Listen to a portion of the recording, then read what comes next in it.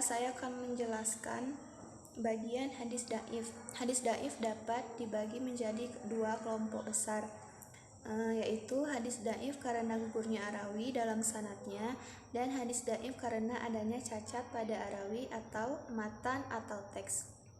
Hadis daif karena gugurnya arawi atau periwayat. 1. Hadis mursal. Hadis mursal menurut bahasa berarti hadis yang terlepas. Para ulama memberikan batasan bahwa hadis mursal adalah hadis yang gugur arawinya di akhir sanad. 2. Hadis mungkati. Hadis mungkati menurut etimologi ialah hadis yang terputus. Para ulama memberi batasan bahwa hadis mungkati adalah hadis yang gugur satu atau dua orang arawi tanpa beriringan menjelang akhir sanadnya. 3. Hadis mu'dal. Menurut bahasa, hadis mu'dal adalah hadis yang sulit dipahami.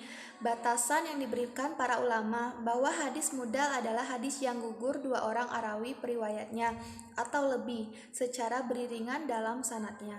4. Hadis mu'allaq. Menurut bahasa, hadis mu'allaq berarti hadis yang tergantung. Batasan para ulama tentang hadis ini ialah hadis yang gugur atau arawi periwayat atau lebih di awal sanad, atau bisa juga bila semua arawi periwayatnya digugurkan tidak disebutkan. B. Hadis daif karena cacat pada matan atau teks atau arawi periwayat. 1. Hadis maudu. Menurut bahasa, hadis ini memiliki pengertian hadis palsu atau dibuat-buat.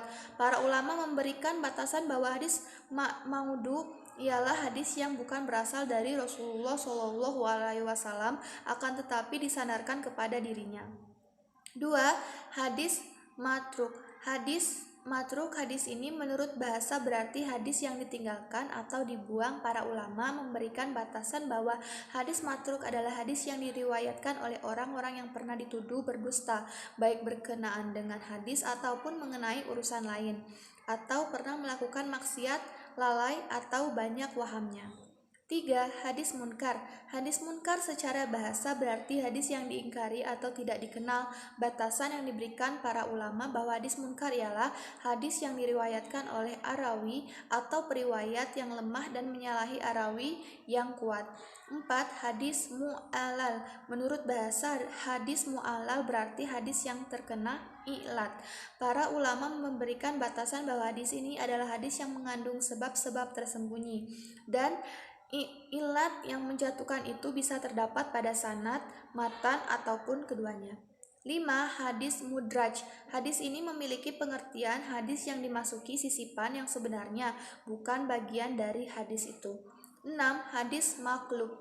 Menurut bahasa berarti hadis yang diputarbalikan. Para ulama menerangkan bahwa terjadi pemutarbalikan pada matannya atau pada namar arawi atau periwayat dalam sanadnya, atau penukaran suatu sanad untuk matan yang lain.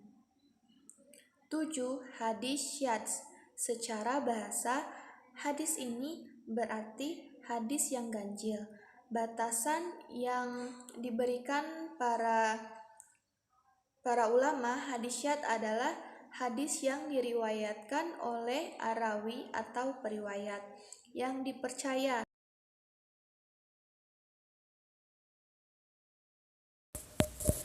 Berbeda dengan hadis sahih dan hasan, hadis daif yang tingkat derajat keabsahannya diragukan, demikian pula tingkat kehujahannya atau sebagai dalil hukum juga lemah. Oleh karena mengutip pendapat dari Al-Hafiz Ibnu Hajar Al-Asqalani bahwa hadis daif dapat digunakan sebagai dalil hukum atau sumber dengan beberapa syarat. 1. Tingkat kedaifannya tidak parah. Menurut para ulama, masih ada di antara hadis daif yang bisa dijadikan hujjah, asalkan bukan dalam perkara akidah dan syariah atau hukum halal haram. Hadis yang level kedaifannya tidak terlalu parah boleh digunakan untuk perkara fadailul amal atau keutamaan amal. 2. Berada di bawah nas lain yang sahih. Maksudnya, hadis yang daif itu kalau mau dijadikan sebagai dasar dalam fadailul a'mal, harus ada hadis lain yang mendukung tersebut dan hadis lainnya itu harus sahih, tidak boleh hadis tersebut. 3. Ketika mengamalkan tidak boleh meyakini kesabitannya. Maksudnya, ketika kita mengamalkan hadis dhaif itu, kita tidak boleh meyakini sepenuhnya bahwa ini merupakan sabda Rasulullah SAW atau perbuatan beliau, namun hanya menduga atas kepastian datangnya informasi ini dari Rasulullah SAW.